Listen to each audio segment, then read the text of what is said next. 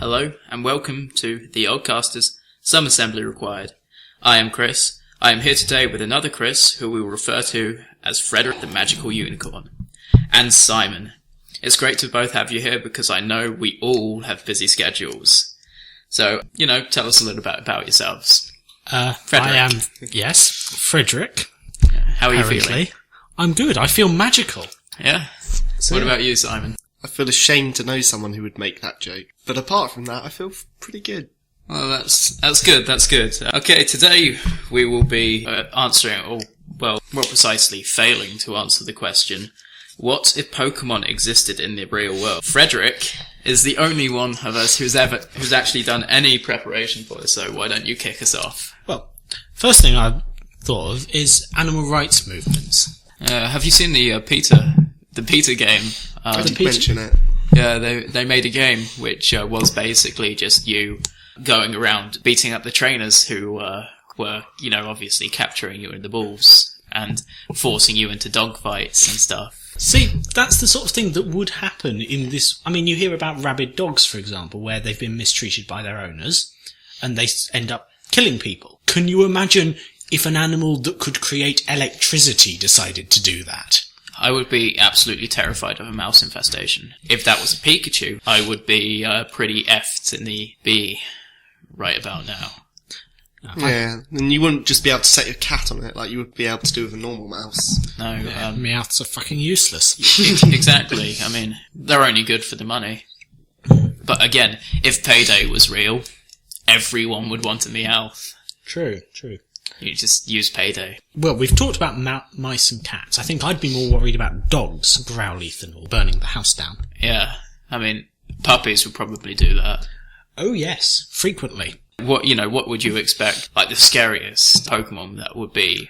But I mean, I'd be fucking terrified of. There's a new Pokemon. I can't actually remember its fully evolved form, but it's an electric spider. Ooh. And it's absolutely massive. It's like bigger than most of the people in the TV show. That's impressive. Yeah. They have a giant centipede, millipede, I can't remember what it's called, but it's big. I think in the stats it's like twice the size, like height-wise, of a person, which is absolutely terrifying, but it's the most recent gen, so, not many people care about that one. But there's a Pokemon whose name is escaping me right now that is the Venus flytrap, that one? Victreebel. Victreebel, yes. Has anyone read Day of the Triffids? Because it does not end well. Yeah, it probably doesn't end well. I mean, the only thing I remember of Day of the Triffids was the fact that Bracken, when it is first starting to bloom, looks a little bit like a Triffid. Oh god, I do enjoy Pokemon so much. We're talking about if Pokemon was real, not really covered. Let's talk about more animal rights movements. I mean, you're going to have a lot of people who are going to be against using Pokemon in Pokemon battles. Exactly. I mean, in this country, we used to have bear baiting, cockfighting, dog fighting. All these things were considered completely commonplace. And yet, now you do them, you get locked up in prison. Massive fine. Pokemon battles might be the norm at the moment. There would almost certainly be a movement against them. Yeah. But all of the Pokemon seem to actually want to get into these battles. I mean, from the looks of it, maybe less so in the games because you can't actually tell how they are feeling. No. But from the TV show, it, generally looks like they want to get in on it. But there's always going to be some people who will try and speak for them. We know what these Pokemon want. Free the Pokemon. I mean, but there's other aspects to that. I mean, firstly, anthropomorphism. These Pokemon, they're not humans. You can't take human emotions and apply them to them and assume they're going to work in the same way. What do you mean? Presume they do in the TV show. Oh, they have all of those Bye Bye Butterfree episodes, which have become like a dime a dozen now. And all of the Pokemon just end up crying. And especially, in the first film. Yeah. Where all of the Pokemon cry and bring Ash back to life. That's some fucking Care Bear inspired that shit would be right there. a great part of having Pokemon in the real world. Resurrection. Oh yeah, because, that's just not an insane cop-out. No, of course not. And the other aspect that you've got to bear in mind is that, while the Pokemon you see generally in the real world not in the real world, in the TV series, enjoy it, would every Pokemon feel the same way? Yeah, I mean they've got... They have it's like some humans like picking fights, others will do anything to avoid it. Yeah, and they have their own Pokemon personalities, like bashful, aggressive, depending on where and when you caught them. Exactly, and if it's so It's complicated. racist if you think about it. How so? Well, they're identifying all Pokemons to be of a certain nature. One type of Pokemon, all of them are a certain nature. That's like saying all African Americans are violent. Well, no. I think what they're rather describing as character traits. Bashful as in... They're saying they're bashful as in all Pokemon that are bashful. In much the same way all humans that are shy are shy. Yeah, but it's a description they list as a type of Pokemon. Oh, right, fire. Because they generally have stuff to do with fire. No, when they list them as like bashful and like those beauty contests. Yeah, but I suppose you do have a point. I'm going to have to go and look at the beauty. It's more of a personality trait, Yeah. though. I mean, the fact that they've made a whole kind of list out of all of the personality traits is a little bit weird. You have to, given that this is a game we're talking about, you do have to take things with a pinch of salt, and not entirely literally, as I may wish to do. I am the god of Diglets. Bow before me, puny mortals. Would anyone like to pick a different topic to talk about then? Different to animal rights, I mean. Oh yeah, like you said the other day when we were discussing this, the educational system. I just thought of another one as well. Yeah? What sort of country or continent lets children as young as 10 gamble on dogfights? Kanto. That's the Also, point about it. Hoenn and Johto. And Sinnoh and Unova and wherever the next place is. I I can't can remember. never remember them. Yeah, no, exactly, but that's my point. No. I know what the regions are called. There's more what sort of place. Well, How can they encourage that? Siberia. And even now, based on the real world, to represent kids that young gambling and then sell that to kids. I think got to be slightly careful there, because bear in mind the culture we come from it's unacceptable in other cultures, particularly people who aren't as well off. Kids do have to compete to stay alive. Not quite the same thing, I admit, but you've just got to view it from a cultural point of view, I think. What was that Pokemon that's called, that looks like a monkey? Mankey. Mankey, yeah. Do you think It's so he ever original. throws his shit around? Probably, I mean... I mean, that could, if they ever did like an adult version, that could be one of his, abilities that you can use on like the DS. Adult version. Rule 34, just in conjunction with the adult thing. Yeah, that's something I thought of and I'm slightly concerned about. What, Rule 34? You know what Rule 34 is, right? If If anything exists, porn can exist of it. I think the rule is technically, if anything exists, porn does exist of it. But I was holding out however there were some things that porn didn't exist for. I have not looked to find out. Nor have I that much. Wow. But was it Mankey, Spanky My Mankey? Thank you so much for sharing that. Yeah, you are welcome. I had not an awesome point, but I had a point on, and oh god, I can't remember it now. It was probably about trading. Oh yeah. So what other points are there actually with Pokemon? Energy.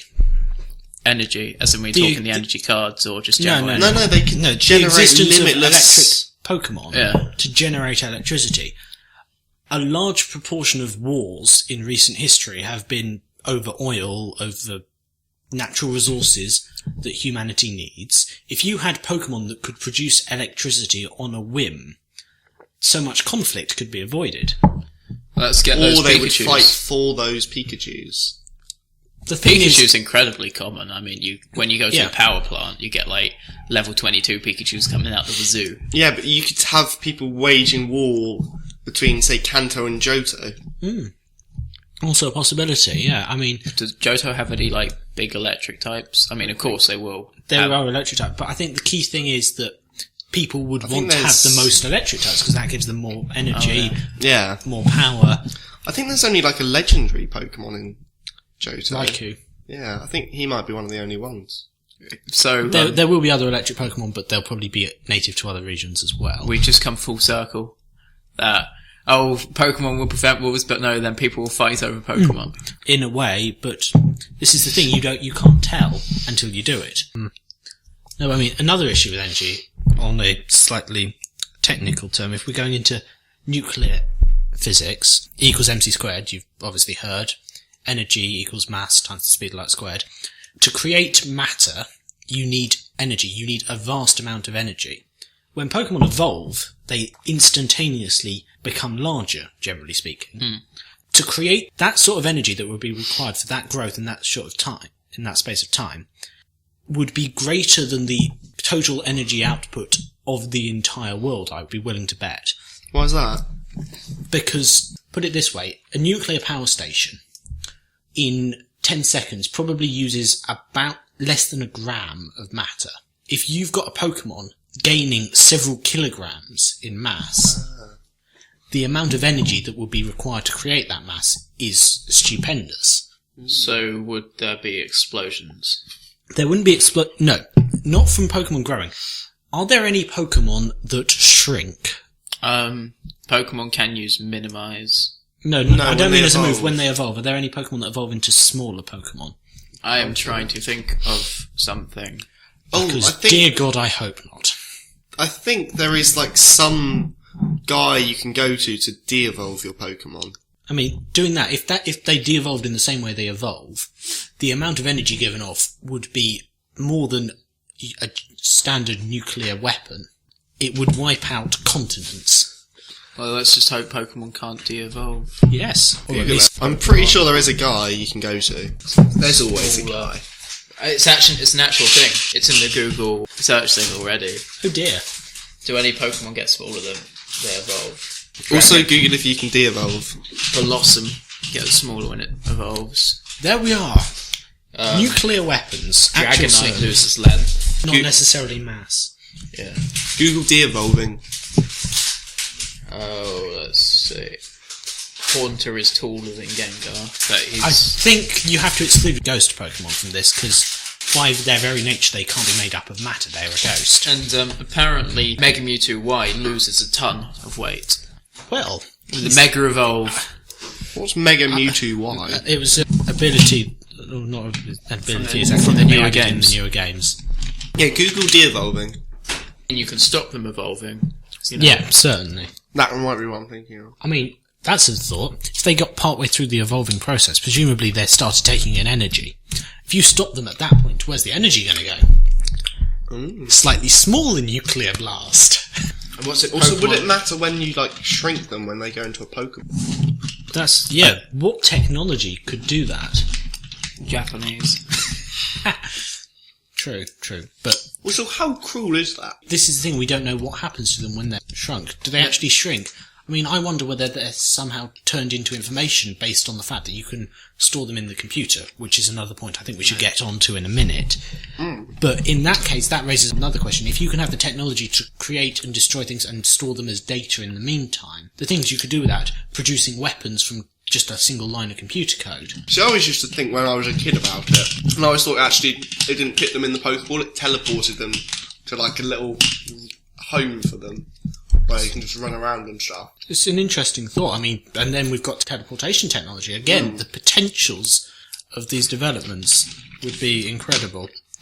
I mean, things I've seen various things online, and sort of the overarching consensus seems to be that they're stored as some sort of computer code. I mean, I saw a comic once about how, the Pokeballs you find in the grass and you click on them and you get an item. Yeah. And what happens there is a trainer's, supposedly, this guy claimed what happened there is a trainer has dropped his Pokeball and he'd lost it, and as time goes by, the computer code that for the Pokemon itself has become corrupted and the Pokemon has ceased to exist, and all that's left is the item it was holding when it was in the Pokeball. If Pokemon were then able to be stored as data, particularly with the PC system, Bill's PC and all that, Yeah. what would happen if you got computer viruses in that system? Genocide! Mass genocide. I mean, I've got our friend Max. Didn't he have a whole box full of spinders? I wouldn't be shocked. Yeah. You've only got 16 boxes and you fill one of them with spinders. If there was a Pokemon even more useless than the Spinder, Magikarp? you ninja'd me there. I mean, everyone knows that Magikarp's useless Yeah. until it evolves into a Gyarados. Ignoring But, Magikarp because it's sort of a Yeah, special Spinder's case. just but- like nothing. Spinda is absolutely nothing. I mean, even Magikarp can actually learn Flail. But I mean, we've said about that. What about the reverse? If these Pokemon are being stored as computer code, could you create the computer code? I mean, surely you could. You'd be able to write a line of code, use one of these systems, and out would come a Pokemon that did not exist before. I'm pretty sure that's how they make Pokemon in real life. Point taken. Just about to say that. But in I've just thought, real what- life, they're creating digital images as opposed to a solid object that was alive and could interact with you. I was thinking, back to what you were saying about computer viruses, I was thinking about what, like when rabbits got red eye. Myxomatosis. Yeah, that's it. And they exterminated them. Is that what they would do in Pokemon? If that happened to a Pokemon? Store them on a computer and then just get a virus? In government To wipe blockades them all everywhere. Outbreak of virus Pokemon. And that's the thought. No, a virus that would wipe them No. out from the computer, Yeah. is what I'm saying. Well, that's the thought, actually. Well, I mean, myxomatosis, I think it's a virus anyway, though it could be a parasite, or a bacteria for that matter. But I mean, if a living being could be stored as data, then you've got whole questions about viruses, computer and biological. Okay. If you stored a Pokemon in a computer and one digit of its computer code was changed, it could become something else entirely. You could cure pretty much any illness for a Pokemon. Well, I guess that's how If you they're... knew what you were doing. That's If probably... you didn't, you'd probably fuck it up pretty bad. Yeah, if you did, you could put remove a chromosome. you're less likely to Give it remove an a extra one. chromosome as just sort of rip the chromosome. Oh god, I do enjoy Mankey, spanking my Mankey. Here's another thought. Could you put a human in a Pokeball? Also, what you were saying about writing lines of computer code, is that how they work? How it works at the, the Potions. Pokemon hospital you go to? When they put them in know. that thing? It's an interesting thought. It probably is, because they don't take them out of the Pokeballs, do they? They put them in the Pokeballs, so they have to be, if we are correct and they are stored as digital information, they have to be adjusting the information somehow. But then again, in the TV shows, they don't do that. They take them out. So possibly that's just an animation to save time. It's alright, we're always firing blanks. Okay, actually, let's go back. Pokemon in the real world. We talked about energy, we talked about... I started saying Yeah. about same technology that allows you to put a Pokemon in a Pokeball could surely be used to put a human in a Pokeball. Yes? Does that make Fix us sense? out. I mean, if it works with... It should, because they matter. Yeah, the technology is taking organic matter, translating it into digital information, and reverse. If you could do that, the ethical issues of experimentation of both kidnap and experimentation on humans, I mean, they don't allow cloning of humans. Yet, if you're storing a human as digital information, you can copy computer code incredibly easily. Right, that's me set with a threesome with two Scarlet Johanssons. You've got to get hold of a Scarlett Johansson first, and please don't do that. I'll do it how Borat does in Borat. Cheers. Have you seen Borat? Yes. Do you know a at the very end long how time he, ago. He stuffs Pamela Anderson into a burlap sack and tries to carry her off. It's not scripted or anything. He literally just went up to Pamela Anderson at a book signing and shoved her into a burlap sack without actually telling her she was going to do that. I don't think that's I have true, not heard Chris. It is. story. It is. The Borat film is not scripted. By scripted as in they will do this stuff and get the reaction, they'll film the reaction. They got kicked out of 4 different hotels. Oh yeah, naked yeah, I scene. knew that. When they ran through the hotel naked. And possibly the bear scene might have been a little bit acted. I hope so. The bear scene, I forget. The bear in the ice cream truck, where the kids all go up to it and it's just like, yay, ice cream, and then the bear comes out the window, it's just like, I imagine the bear was probably chained to something inside the ice cream. oh yeah, and then the kids just run away screaming. Strangely enough. I want to hope that's actually real. Like that. Who would suspect that it was a bear when they see a load of kids running away screaming from an ice cream van? Yeah, we went there. Apparently so. Yeah, We went there. paedophile joke. Oh, right. Have you seen Pokemon but with animals instead? No. The Meowth. Oh, Meowth has never been the same ever since that penny got lodged in his brain.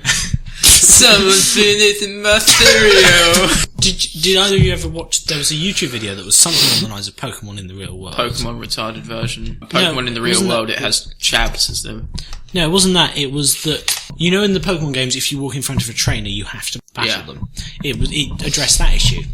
Yeah, that's Smosh. You need to battle me. Yeah, would something like that happen? Would you be afraid to walk down the high street in case someone set an electric rat on you? I was looking up, trying to find a comic that actually does address the whole battle. You know, looking at them thing. So, in the early days of Pokemon, dueling battles were highly restricted. A valid reason for a battle and proper combat license was required from the challenger, as well as a minimum of 2 witnesses to validate the agreement. Number of Pokemon involved in battle location was to be decided by the challenged individual. However, with the introduction of Pokeball technology, combined with moderated regulations for Pokemon possession battles, became much more common. After introductions, a battle could begin immediately.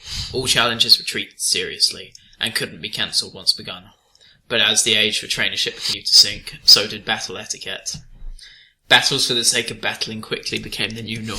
Eager to fight, eye contact would be enough to start a match. Little to no effort was put into properly wording challenges or introductions as no reason was required. Thus, telling battle invitations apart from everyday conversation quickly became difficult. Results can be seen today. Have you heard of the new bike shop? Bring it on, you fucking cunt! The whole eye contact issue raises an interesting point. What if you had a blind person who was a Pokemon trainer? How will they know they've been challenged? They'll just keep walking. Or just pretend to ignore them, just like walk on past. That's another You're gonna end interesting up with thought. the blind getting attacked. If you tried to ignore someone as you walk past them, then walked in front of another person, they then catch up with you. You've got 2 people trying to kill you. It would look like a mob shakedown. How they just like come up to you, like, you know, you got the going on in the background, and Oi, mate, yeah, all of what do you that- think you're doing? I like your hat, so let's battle. That sounds like someone's trying to steal your hat. I'm actually going to go through the rare candy treatments because it's Pokemon related. TM06 is one of the few moves which can be taught to virtually every Pokemon. TM6 contains toxic, therefore almost every Pokemon is capable of producing highly poisonous substances. Food for thought, and it's just a Jigglypuff like spitting acid at a flower. It's just weird. That's thought. What's the smallest Pokemon? Smallest Pokemon. Diglets are pretty small. Even though on a Pokemon card I've seen a Diglett destroying a tower bridge. Like, that's it was concerning. a Diglett that came out of the ground. It was like BAM! And cars were flying everywhere. And the bridge was like collapsing. And it's I am the god of Diglets. Bow before me, puny mortals. Oh yeah, do you think there's something wrong with Diglett? Because when they evolve, they just become 3 conjoined twins. I saw a picture. I say good. It was vaguely terrifying, depending on your point of view, of what Diglett looks like underneath the ground. Was it the penis? Yes. It's always the penis. It's always the penis. Of course, that raises whole other questions to you. They're becoming 3 of them when they evolve.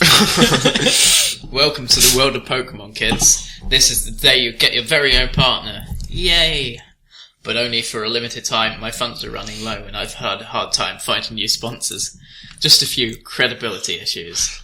So if you want to keep them, you need to help me out with my research. You know, just collect Pokemon. Isn't that child labour? Hardly. Have a water starter. This is a Magikarp. No complaints. Want to battle my Hoppip? So, I don't get it. Hoppip is like the patheticest Pokemon ever. It's like awful. It knows a couple of good moves before it evolves, but that's about it, and it's like really weak. And in the TV show, they can get carried away by like a gust of wind. I was asking about what the smallest Pokemon was, because I was thinking the potential to use a Pokemon for an assassination attempt. Be pretty good. It would be, particularly considering how lethal they are. Can you imagine just send a Diglett over to Russia? Oh look, there's an earthquake happening in the Kremlin. Apparently, Electrode can use Sucker Punch. Electrode's just I a feel tool. like they're missing the definition of punch. When you're riding along and his bike just stops, he falls off because he's gone into eye contact with someone. Just goes head over heels over the handlebars. That's the thought, actually. When you're going on your bike, if you go in front of someone, you stop instantly, don't you? The deceleration there, the G-force, would probably give you whiplash. See, look, he knows all the science stuff. Yeah. Moving on. 3 things that will make Pokemon games awful. Inventory weight limit, realistic flight time, and lines. Lines to use to the Pokemon Center. So that's the thought. Air travel. It'll be free. Unless you don't have a Fearow. Or The a thing is, Pidgey. I'm fairly certain, you can fly on a Pidgey. Mm-hmm. How many deaths will there be from people falling off a Pidgey on account of the fact it's a Pidgey? There's a P-Dove as well, which is a pigeon and a dove Pokemon from like the newest. They are original with their names. Yep.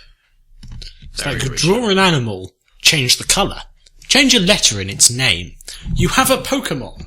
Give the evolved form slightly angrier eyes. True. I had Fire Red. Yep. I got to watch things burn. I like burning. The effects on religion. The existence of Arceus, the god Pokemon as he's yeah. referred to. What effect would that have on religion, do we think? Arceus would be a religion in and of itself. There'd be some kind of archaeology. Certainly. Archaeology. Nice. But would there be other religions competing with that, do we think? Well, surely not, because it's proven. Is it proven, though? This is the thing. I'm fairly certain in the game you could only get him either using a cheat cartridge Or being buying- on the event thing. I don't think there was even an event. No, there was actually. definitely an event. It was not a Pokemon you could only get for a cheat cartridge. Okay, but either way, the point is, his existence was only proved in some people's games, as it were. It's like religion's only proved in some people's lives. Could Pokemon be used as a labour force? Yep. But for what, though? They're Pretty not... sure they do. Yeah, Like, they do in the TV show. yeah. Do they? I mean, yeah, They Machotes use- are used for builders. Magnemites are usually security and power plants. Diglets for digging. What would that mean for the job market, then? Why would you want to pay people to do it when you've got these Pokemon that will I'd do it lose for my free? job to a Charmander. That's gotta hurt. Yeah. To be fair, he can't be that precise with his fire. Yeah. Well, I'd rather the Charmander than the Charizard, that's all I'm saying. yeah. But yeah, I'd do, let's say if he was precise with his fire, if he was the most precisest Charmander there was. I mean, I don't think a Pokemon could do that, for example. I think people would object on hygiene grounds. Racism might actually be a thing. I mean, yeah. I think racism is different because they're a completely separate species. It would be more like a better example of racism would be a Pikachu being prejudiced against a Raichu. They're different versions of the same species. I think being prejudiced against Pokemon is much the same way as humans look down on dogs and monkeys and so on. Would it be like types as an electricity type? But no, that's electricity racism. I don't think so. I think types would more be like saying that I think mammals are better than birds is a bad example. Oh, right. Like different types of mammals, so I might think that apes are better than rodents. I've just would come be up with a point. Comparing types, I Yep. think. Why are humans the master of Pokemon when Pokemon are clearly much, much more powerful than us? Technology. It's the same reason we're the master of lions, even though if you met one and you had nothing in your hands, it would probably kill you. And because we can talk. But I mean, talking doesn't exactly make you intelligent. Yeah, but even then, we couldn't develop weapons that could beat certain Pokemon because they're that powerful. The thing is, we've never tried. Well, We that's 'cause haven't. Pokemon don't exist, Chris. But we're talking about if Pokemon did exist. Okay. If Pokemon did exist, we would adapt so that we could deal with any potential threat Pokemon would cause. I mean, imagine that, like, the whole adaptation of our entire species just to deal with Pokemon. So imagine the start.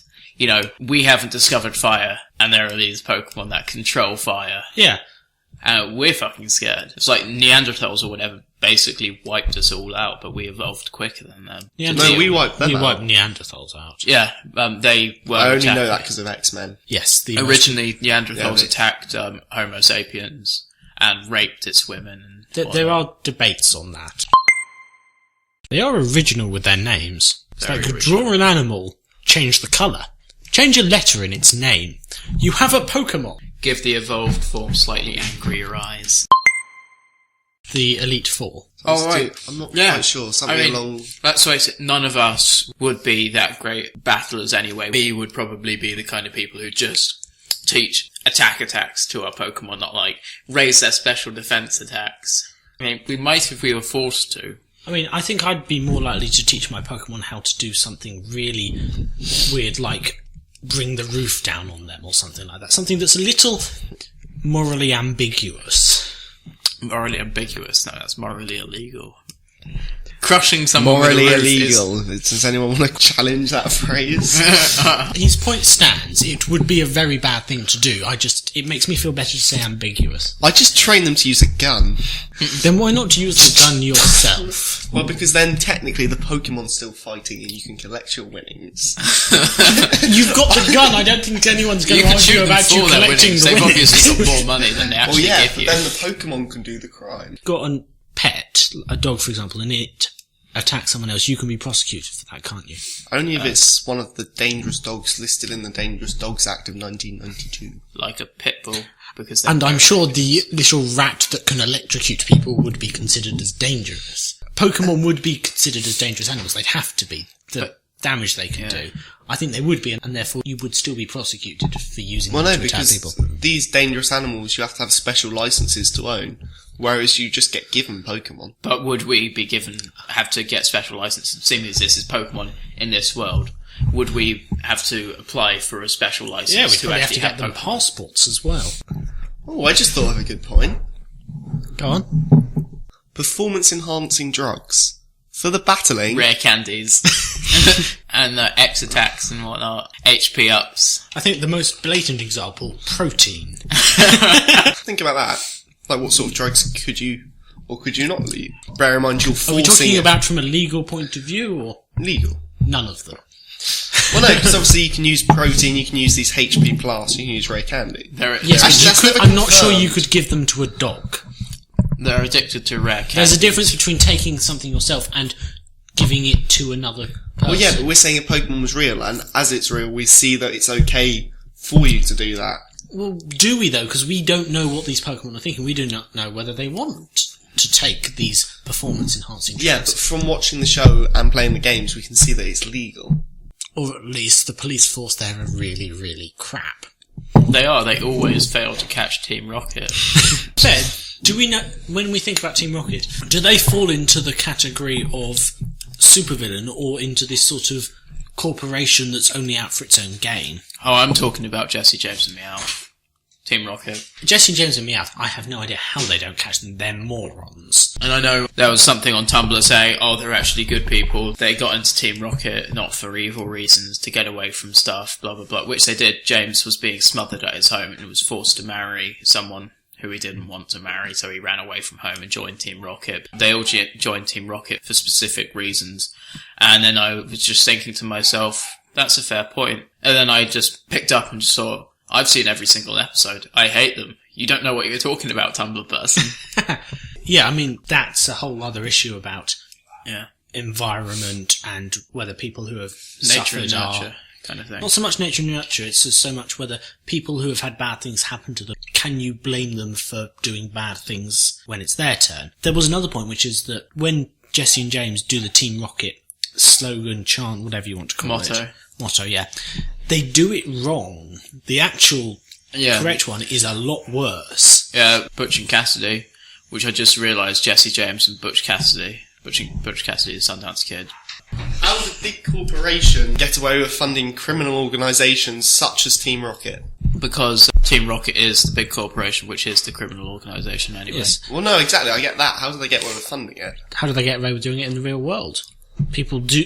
There are organisations which fund illegal activity. The issues is sort of disguising your work or preventing liability. Ensure that although you may have ordered them to do this, caused that, or whatever, it can't be legally traced back to you and no one can do a thing about it. I mean, Comcast, they Netflix download times until Netflix signed a contract with them. Yeah, I heard about that. The problem is the law is precise, and if you find loopholes in it, there is nothing that people can do, even if what you're doing is clearly wrong, because the law is written down in exact words, and the people who apply the law, judges, juries, etc., they have to follow these rules, and you don't. You being the criminal mastermind responsible for trying to destroy the world. Yeah. I mean, the whole net neutrality thing, and when Comcast had wanted Netflix to sign some kind of contract or do something that would pretty much just only enhance Comcast's standing, they dropped their download times for Netflix to every single person on Comcast. Their Netflix was running at an absolutely terrible pace for the month that the whole thing was going on, and the download speeds went up after they finally caved. Yeah. And the thing is, if there's not a law specifically against it, people can't stop you. It's basically a mob shakedown. Yeah. I mean, John Oliver made pretty much the only point I can make on it, you know. Oh, that's a nice show about you got life in a ladies' prison. Would be a shame if something happened to your connection. You know, that kind of stuff. Yeah, because it's effectively blackmail. And it's the problems the law has in that it has to stick to the law. The whole blasting off issue. That they do it fairly regularly. You think sooner or later they'd injure something. Yeah. Broken bones, death, possibly? Just possibly, I mean, whenever you see at the end there's a cutaway, they're always like lying in some kind of tree, but imagine all of the branches they hit on the way down. The Pokemon TV series is weird. Yes. One episode where a team of Squirtles, Wartortles, and Blastoises were trying to counter a fire that had broken out in some kind of hotel. By the time they got to the actual fire, it took them a whole minute to actually start shooting water at it. So imagine how many people died in that minute. I mean, I'll tell you, Squirtle, an African child dies every time I click my fingers. Click. Click. That's something you do have to bear in mind in this whole debate, is that we are basing this off a series of works of fiction. You can't take everything we look at completely literally. Yeah, of course. No shit, shut up. That Pokemon's real. I know. I drew Gardevoir with a pair of boobs. There's actually people who do that. Oh yes, I probably come across them before. Probably is a big thing on Tumblr. I just don't follow any people who post Pokemon stuff. No. Generally speaking, I don't, but everyone seems to go through these Pokemon phases where you get an entire day's worth of Pokemon stuff. It's not a phase. Pokemon is not a phase. Posting Pokemon stuff for no reason on Tumblr is. Yeah. But no, here's rejected Pokemon balls. Thief ball overwrites trainers' IDs with your own. Acquire the Pokemon from opponents quickly and easily. No receipt available at purchase. Prison ball, limited supply, incredibly high catch rate, but Pokemon will despise you upon capture for an indefinite amount of time. It is recyclable. Selling rare candies, drugs to under 18s. Sorry, you gotta show me your ID for your rare candies. Nice, I like that one. So yeah, I mean, you know, in the games, there's only a limited amount of rare candies in one game. So, you know, companies have been known to mass produce potentially destructive drugs. Thalidomide. Yeah. I think it's a good example of, whereas a lot of the points we've been making have been how the real world would be in some way worse if Pokemon were in it. I think this is an example of how the Pokemon world would be worse for being part of ours, in that there is no evidence of sort of this mass production of commodities in the Pokemon world in the same way there is here. If you created rare candies here, they'd have them in labs, there'd be millions of them on the streets by the end of the week. It's the reverse of what we've been seeing a lot of the time with what we've been talking about, which is interesting. I mean, are your Lance Armstrongs going to be using rare candies on their Pokemon? If they have Pokemon. Almost certainly.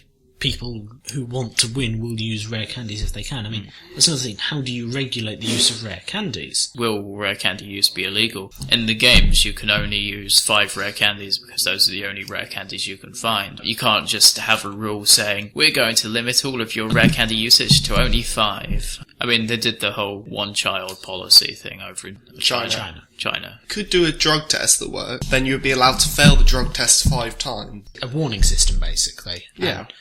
Yeah, but it would be interesting. But other issues with that is that you say you'd fail it 5 times. What happens if you used 3 candies on a Pokemon before the first drug test? It would only count as 1 time, surely. With most drug tests, they can test the level of the drug in the blood. That's so true. it can't go, you could use all 5 at once and it would show 5 times the level.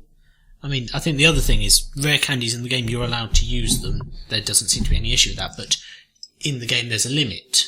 And that's, I think, what the key difference would be. If we brought them into the real world, you'd end up with so many rare candies that it would prove too much for the system, as it were. We don't know what the side effects of rare candies are. Most likely cardiac arrest, on account of the fact that seems to be the side effect of pretty much everything these days. I mean, what is a rare candy? What makes a rare candy? It just makes them level up. This candy is like some kind of sugar or something.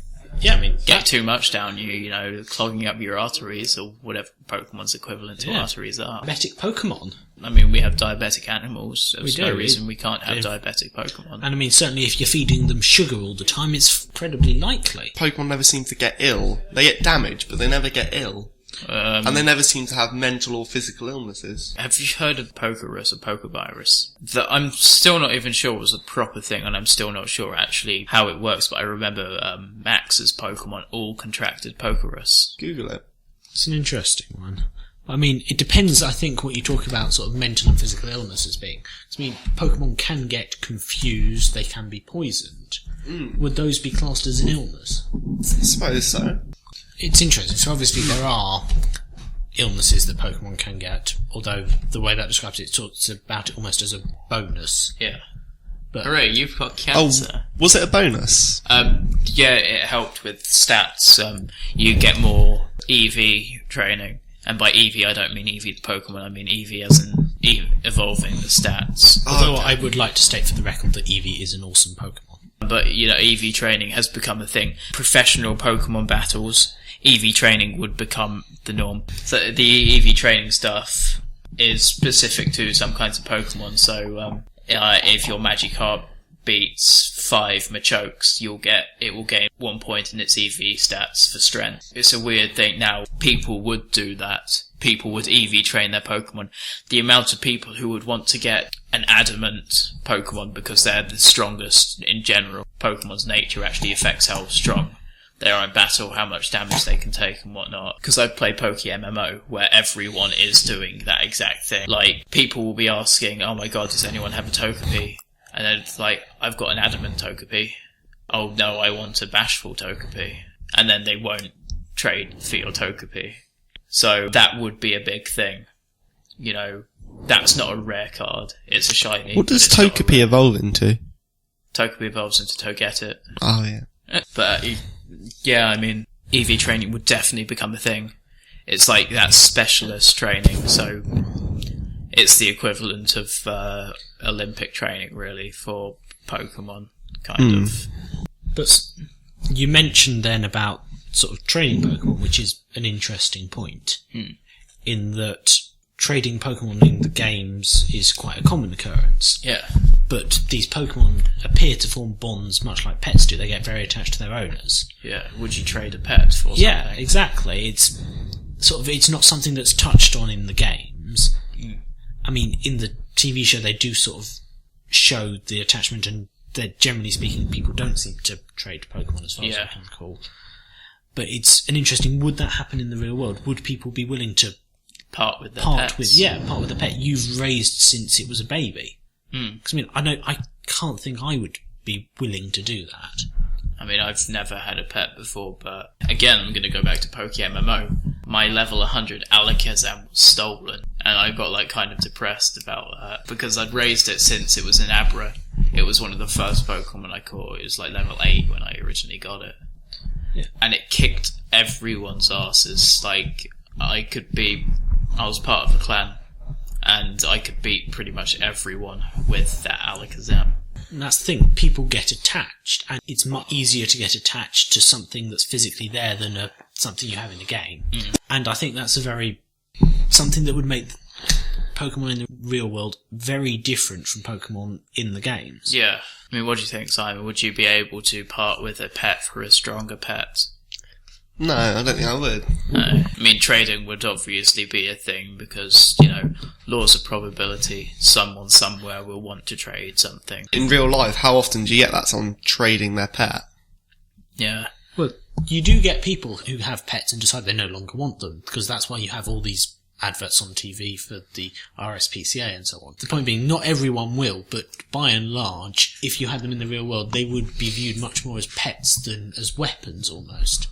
Considering that almost all Pokemon are found in the wild, would it be abandonment if you just release them back into the wild? I think it would be, because at that point you've domesticated them in much the same way. But you haven't really, they still fight, don't they? They still fight, but they've got used to being helped by you. They know that if they lose a fight, you'll take them to a Pokemon Center, they'll be fine again. Whereas it's sort of the issue, like, if you raise an animal in captivity and release it then into the wild, generally speaking, they tend not to cope. And I think you would see that as a problem, because Pokemon would get used to having this trainer who could look after them, look out for them, and if they were then released, firstly, they probably wouldn't understand that they'd been released, and secondly, if they did, they wouldn't necessarily be able to adjust back to how things were beforehand.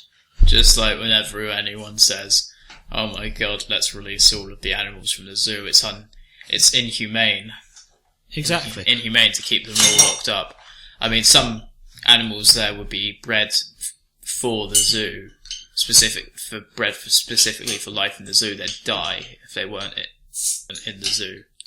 And I mean, I think on the topic of zoos, there's another thing you have to bear in mind, is animals that are on the verge of becoming extinct. Having them in these zoos protects them. If you put them out in the wild, some poacher's going to come along and kill them. I mean, it's kind of connected to trading. Statistically, someone somewhere will want to trade a Pokemon. And then you talked about, Pokemon sanctuaries. But imagine that. You'd go down to a Pokemon sanctuary and you get to choose from all of the Pokemon there. Like, if you wanted to adopt a Pokemon, would that be a big thing? I mean, I've never adopted a pet. Do you buy the pet from the sanctuary? If it's in a sanctuary, because we've got a cat and she came from a sanctuary, and no, generally speaking, you don't. On the topic of sanctuaries, there's a sort of an interesting point in that, generally speaking, animals that are in sanctuaries, often they can be injured or damaged in some way.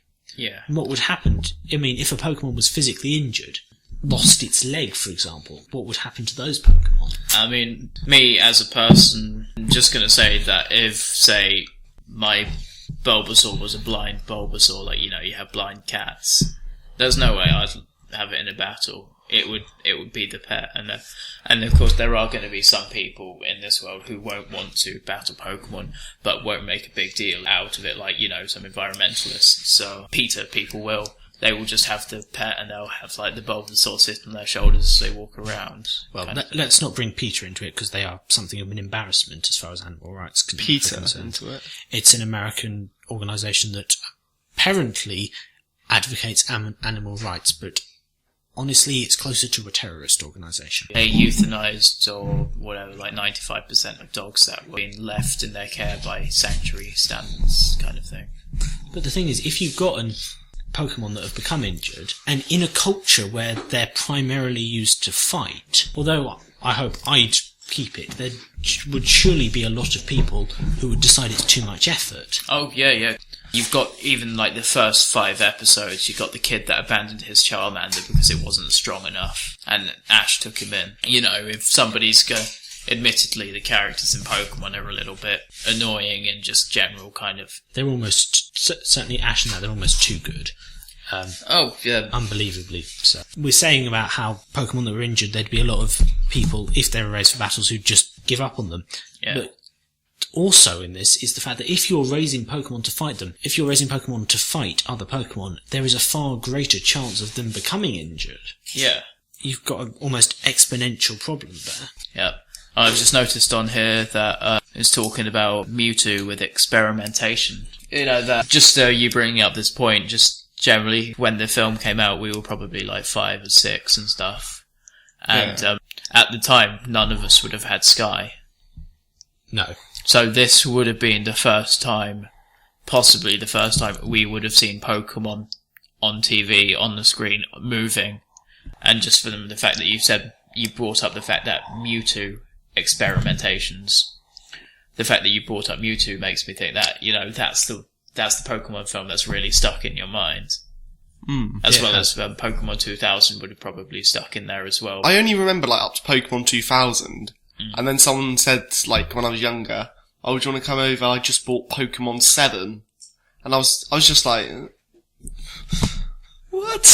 I think How have I missed so many?" That one might have been the Jirachi one. I think there's 16. There have been a lot, but I was just going to say that my favourite after the first one has to be the Celebi Y, and I'm not sure why. that was depressing. Pokemon Forever, as I recall. Yeah, I really remember liked it. because you showed me that. because I quite like Celebi. But Maybe going that could have been why you just pushed it on me. probably, but backtracking slightly to what we were saying about Mewtwo and genetic experiments. Yeah. The ethical issues of experimenting on Pokemon, because we see, as a species, we seem to have something of an obsession with genetic engineering. Surely if Pokemon exist, there would be huge numbers of experiments, but the risk of these experiments, clearly shown in this film with Mewtwo, imagine if that was real, we were saved by accident by a 10-year-old child. If 10-year-old child saves the world. If you had so many experiments like that, that's not going to be the only one that will have gone wrong. And not all of us are going to have been saved by these infants who apparently are superheroes for some obscure reason. Also, tears have magical powers. I'd raise another point to that, which is that there are all these issues around, well, should we do genetic experimentations on children that are about to be born to enhance them so the parents can choose whether they want them to be a boy or girl, or good at football. Things like that. Would that then be legal? Yeah, I mean, that's in designer babies. Yeah, it's not quite as you explained it, although let's not go into the technicalities at this point. Yeah. But it's an interesting thing, because sort of Mewtwo was as sentient as a human. Yeah. And therefore, the objections people generally have to performing genetic experiments on humans, if you've allowed those experiments to create Mewtwo, surely your arguments don't hold. And therefore, what reason do you have for... But then, it wasn't until you did the experiments that he was sentient as humans, because Mew is not anywhere near as sentient. Mew is not a conversationalist, but is clearly shown to be incredibly intelligent. Yeah. I mean, I think you have to bear in mind that they didn't know anything about Mew. They thought Mew was extinct at the time. Yeah.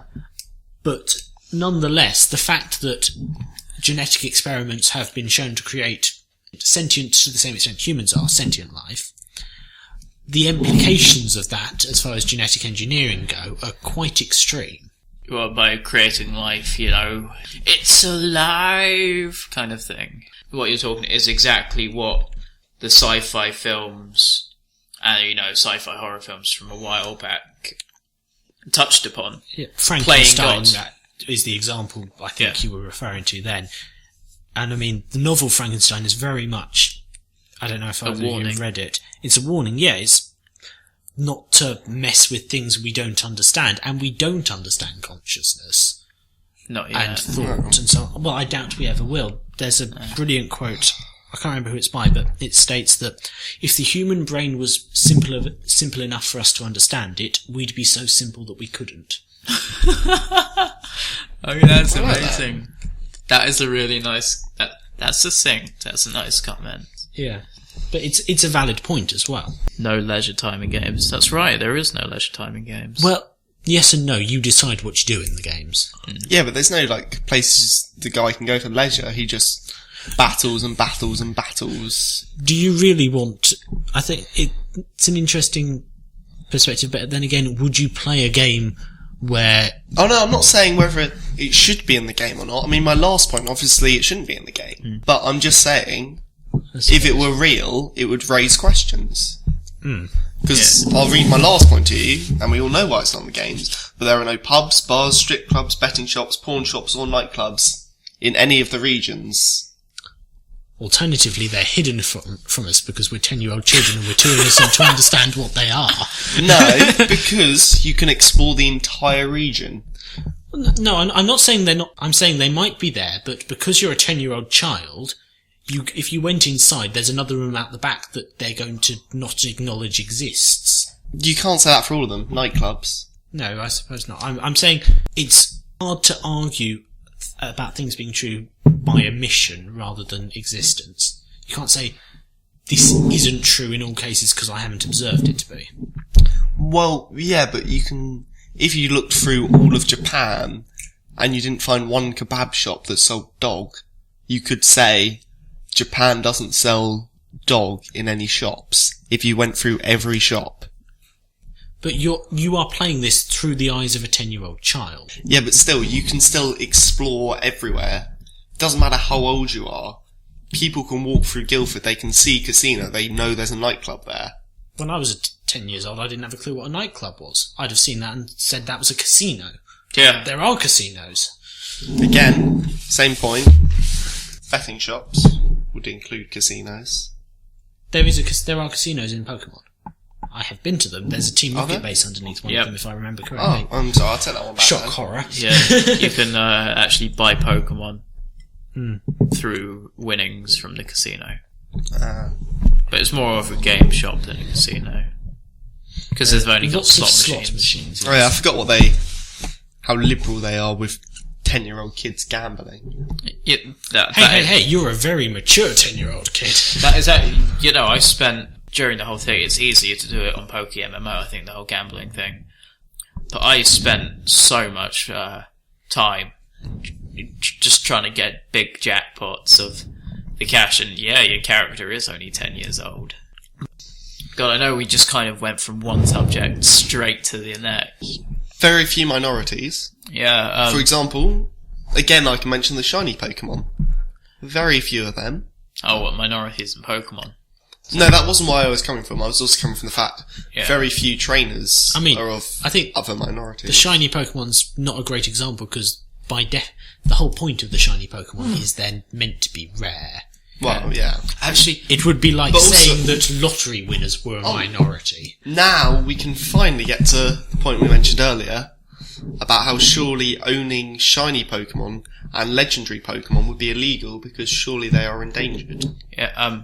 I'm just going to say actually, this is talking about more in-game stuff, not very deep and meaningful as like what you were talking about. But have you ever come across a shiny in your game without using a cheat cartridge? Once. I've never.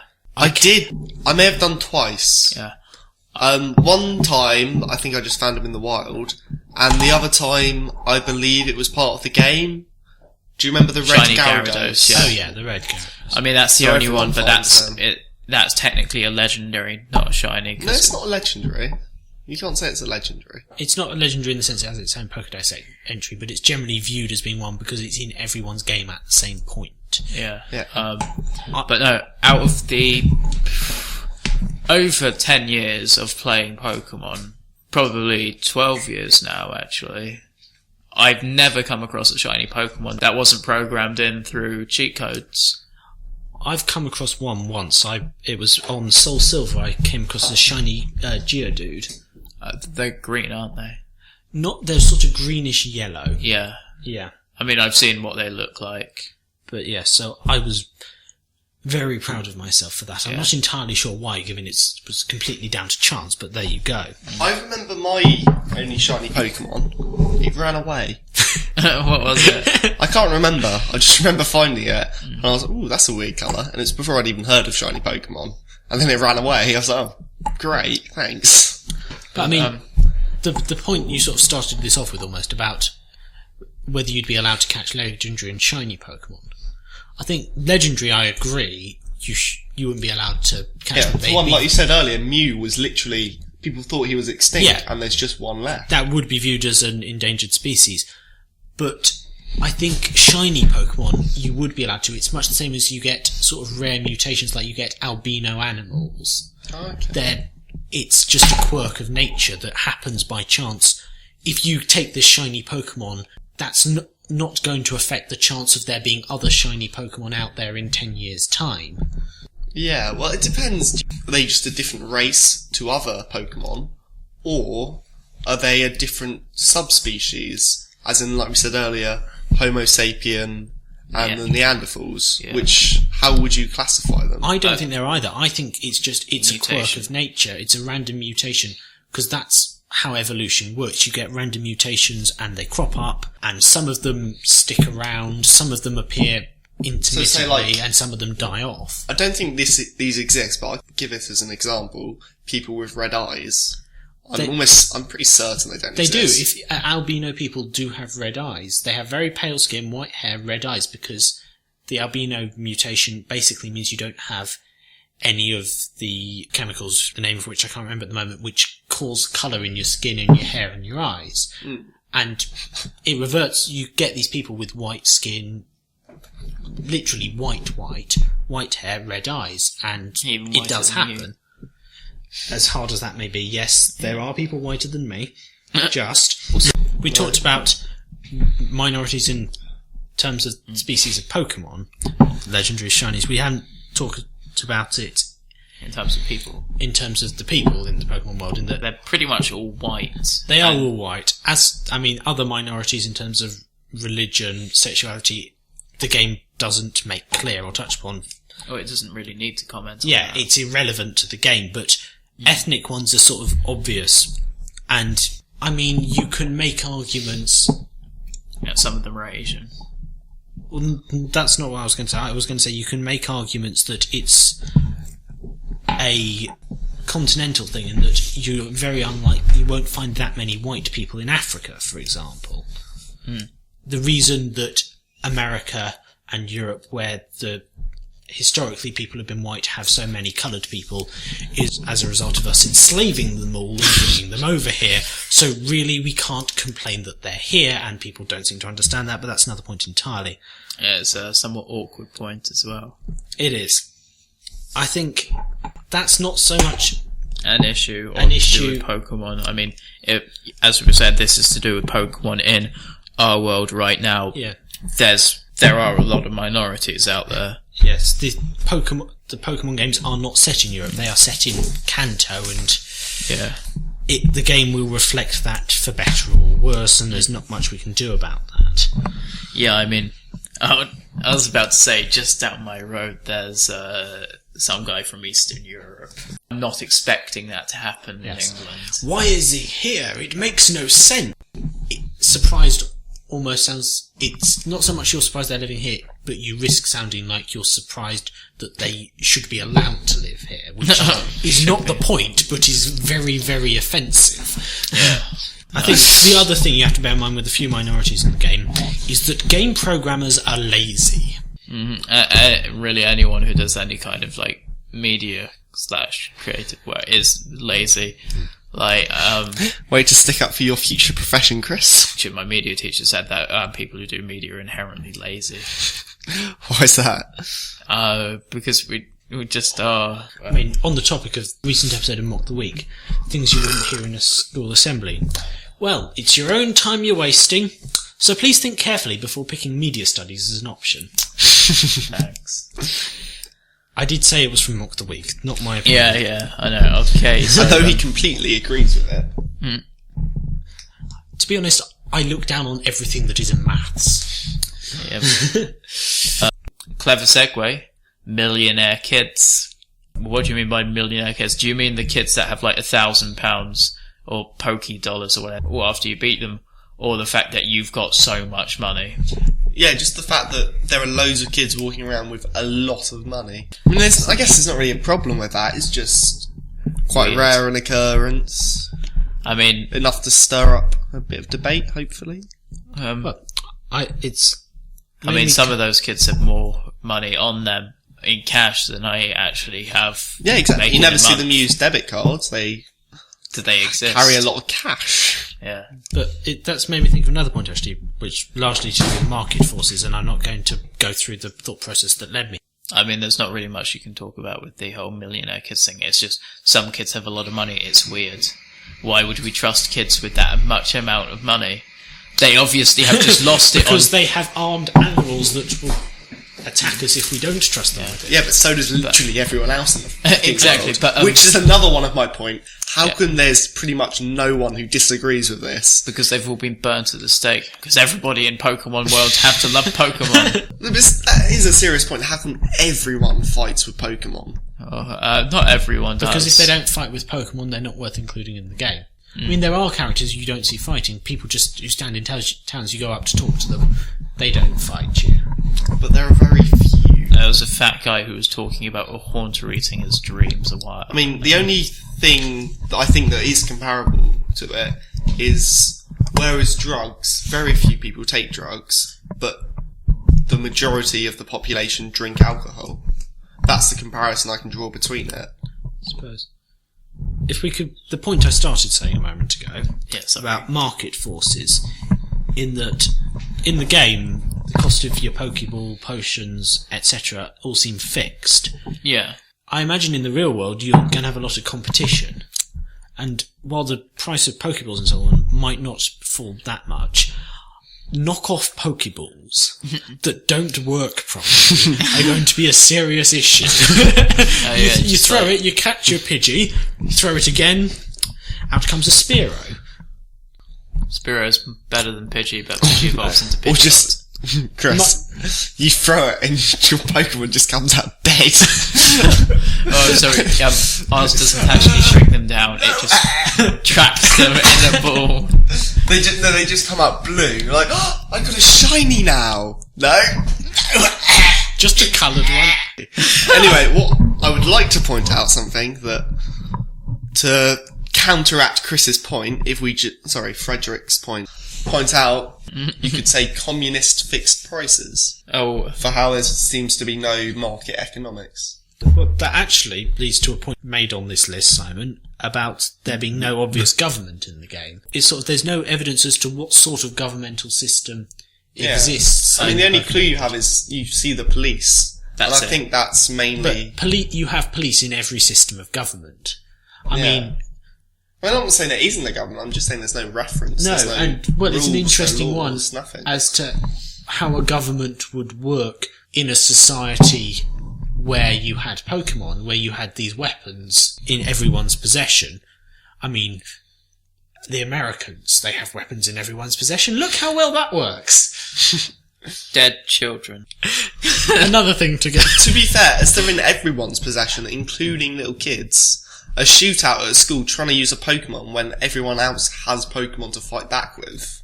I mean, there was an interesting, not interesting, there was an article I saw the other day on the BBC News about a girl in, I think it was in America, who she was 10 years old, and she was at a firing range being taught how to use an Uzi. Yeah. And she killed the instructor by accident. Fill it with blanks, for God's sake. But No, to be fair, a blanks blank at close point range blank range can... would still do a lot of damage. And I think the thing you have to bear in mind with that is that if you give children lethal weapons, they don't have the judgment. I mean, Comprehension. a lot of adults don't have the judgment to handle them properly. Yeah, I mean, they won't comprehend the gravitas of the situation. They don't understand the significance of their actions, the risks that are involved. You've got a puppy that could burn down entire forests. Okay, well, another point that has just come to me from my amazing list. Okay, how come in Pokemon, the movies and the TV series, disasters involving legendary Pokemon are incredibly frequent and almost always rescued or salvaged or resolved, not by the emergency services, but by 10-year-old boys? You know, it's not just the fact that it's always by 10-year-old boys, it's also the fact that disasters seem very frequent, and they almost always involve legendary Pokemon. Are these legendary Pokemon a danger to the world? Groudon and Kyogre are in this massive battle together, and so are Palkia and Dialga. I mean, space and time are fighting. That's going to fuck something up. I think it's because they're written or created as incredibly powerful beings. So, the Pokemon of Earth fights the Pokemon of the sea. Yeah, I mean, it's just, they've been written incredibly powerfully. It's not just that they've been written powerfully, they've been written as opposites, in such a way that they will clash if they encounter each other. I mean, you can then ask why they're encountering each other so much now. I mean, on the one hand, we don't know that there haven't been similar disasters before the last 10 years, for example, but on the other hand, we don't know they're the opposite. But I think possibly the better argument is that sort of the evolution of human society, the way we keep moving forwards and pushing boundaries, as it were, is going to draw out these sort of elemental things in much the same way as global warming is becoming an issue here. It's our actions that have caused these freak weather patterns, the increase of storms, hurricanes, etc. If you had Pokemon here, the same global warming effect is likely to wake the elemental being of the seas, and that will also affect the elemental being of Earth, Kyogre and Groudon. Human activity is likely to wake these things. Surely we are dealing with the forces that these creatures represent. I mean, the whole Kyogre and Groudon story was people trying to control them. It was, but my point being that it sort of makes sense for these legendary beings to keep appearing so quickly because we keep doing things to bring them to the fore. Random sidebar. Even though they were my first legendary Pokemon, with my first Pokemon game being Ruby, were Groudon and Kyogre like the worst legendary Pokemon? Like, when they came out of the other ones.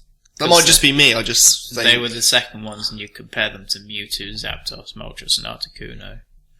Plus the 3 dogs as well. Oh, right, of course, and Ho-Oh and Lugia. Arcane... Oh no, wait. Entei, Raikou and Suicune. Oh yeah, Arcane's the non-legendary fire. The Safari Zone's an interesting one. Yeah. Because there are sort of... The clear issue is that there's sort of these Pokemon that are being kept in this environment for a sport almost, so that people can capture them. I mean, it's a safari. Yeah, it's a safari. But on the other hand, sort of the general consensus of safaris in They're endangered. this country is that it's a good thing almost, in that if people are going to look at these animals and capture these animals, if you're going to look at these animals, surely it's better for them to be in an environment where it's controlled, where it's monitored. Yeah. I mean, lots of people with the hunting of lions.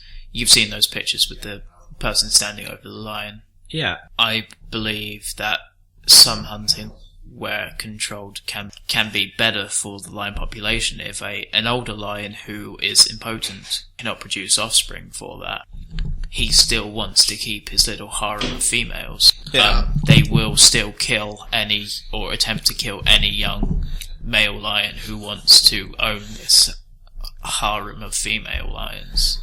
There's that, and killing these lions who are, in effect, useless in what the animal kingdom is really about, which is basically just procreation. It helps, and then you'll get all of the people online who will comment on it saying, oh my god, you shouldn't kill something so majestic, blah blah blah, hunting is immoral.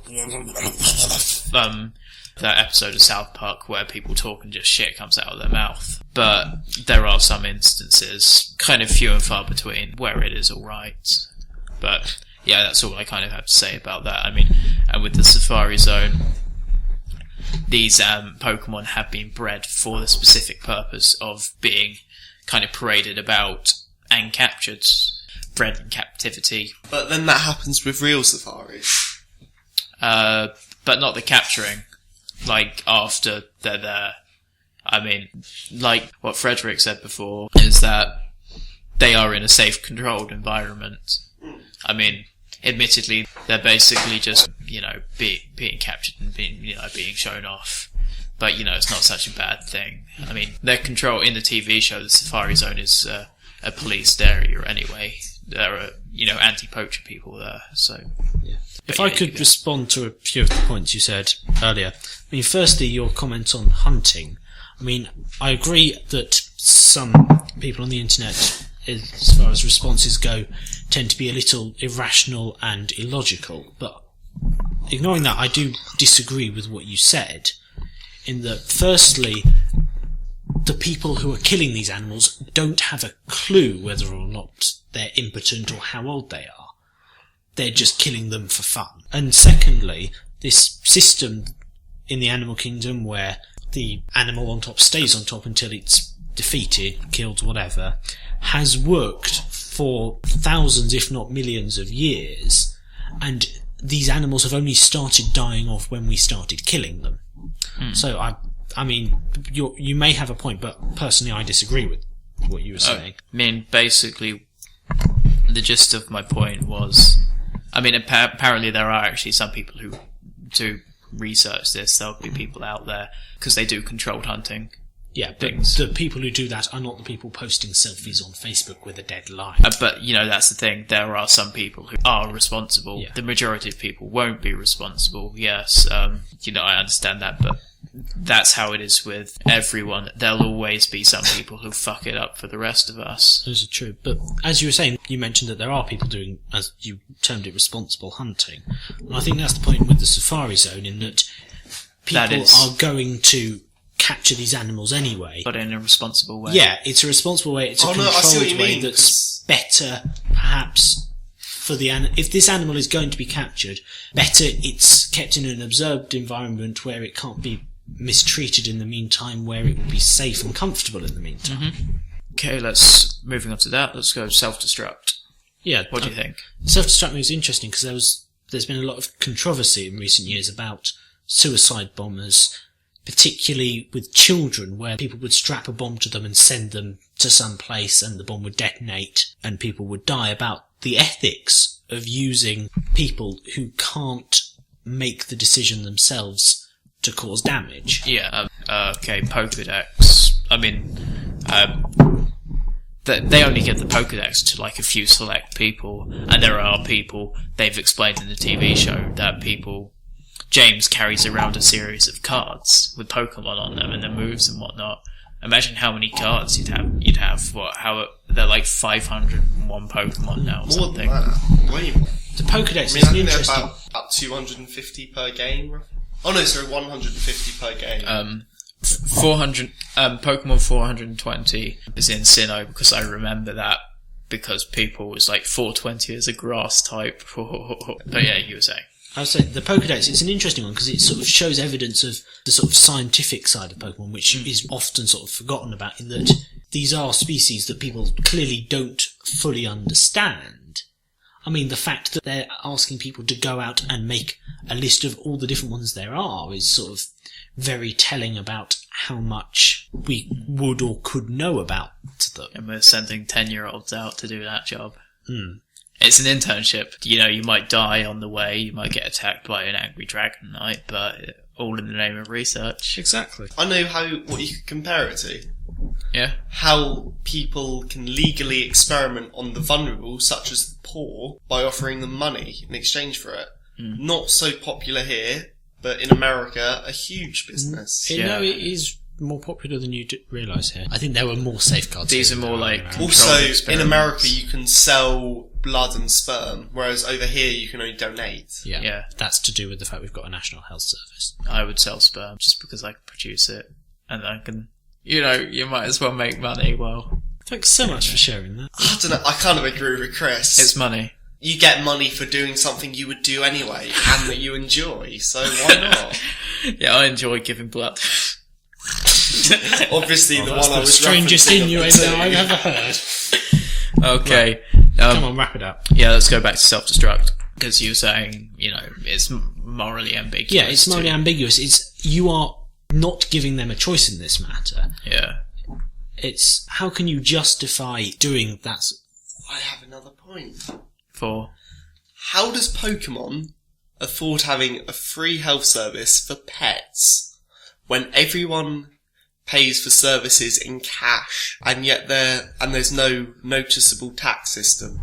To be fair, 10-year-olds tend not to pay taxes. Yeah, but when your 10-year-olds seem to earn almost all of the money, that becomes a problem. Alternatively, you're missing the epilogue to all these Pokemon stories where people keep getting jailed for tax fraud.